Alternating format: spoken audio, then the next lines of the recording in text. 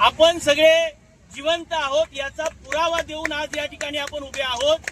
पण हे सरकार, या सरकारच्या मानसिकतेला मानणारी लोक आणि सोनम वांगचुक असतील, दीपके असतील किंवा जो विद्यार्थ्यांचा लढा आहे त्या लढ्याला बदनाम करणारे जी माणसं असतील, आज मला वाटतं आपल्या पण आजूबाजूला आहेत, आपल्यावर कमेंट करणारे, इंस्टाग्रामवर, व्हॉट्सअपवर आपल्यावर टीका करणारे, आज ते सगळे मेलेले आणि हृदय नसलेली माणसं आहेत असं या ठिकाणाहून मला सांगावंसं वाटतंय। आणि महत्वाचा मुद्दा का जो विद्यार्थ्यांवर लाठीचार्ज झाला, आज विद्यार्थी आतंकवादी होता का?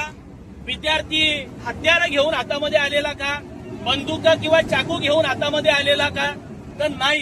पण 2.5 तास जो अमित शहा या विद्यार्थ्यांवर किंवा तिथं घडलेल्या प्रकारावर जर नजर देऊन असेल तर या सगळ्या सूचना किंवा विद्यार्थ्यांवर लाठीचार्ज करण्याबद्दलचं जे काही आव्हान असेल ते मला वाटतं अमित शहानं केलंय।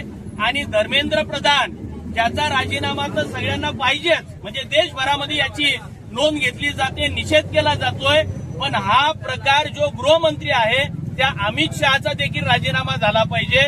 अमित शहा ज्याच्याकडे रिपोर्ट करतोय त्या नरेंद्र मोदींचा देखील या माध्यमातून राजीनामा झाला पाहिजे। अशा पद्धतीनं आपल्या वाड्यामध्ये आपण हे निषेध करतोय आणि खरोखर अत्यंत निंदनीय, प्रत्येक माणसाला वाईट वाटावं एवढा भयंकर प्रकार काल विद्यार्थ्यांना मारण्यात आलंय। आणि बेटी बचाव आणि बेटी पढाव म्हणणारे नरेंद्र मोदी काल जेव्हा मुलींना केस ओढून मारलं जात होतं, खाली पाडून जेव्हा छातीवर लाथा दिल्या जात होत्या, तेव्हा बेटी बचाव आणि बेटी पढाव म्हणणारे कुठं मेलेले असा आमचा या सरकारला सवाल आहे। मी देखील समविचारी पक्षांच्या वतीनं आणि एक सामाजिक कार्यकर्ता या नात्यानं या घटनेचा तीव्र निषेध करतो आणि थांबतो। धन्यवाद।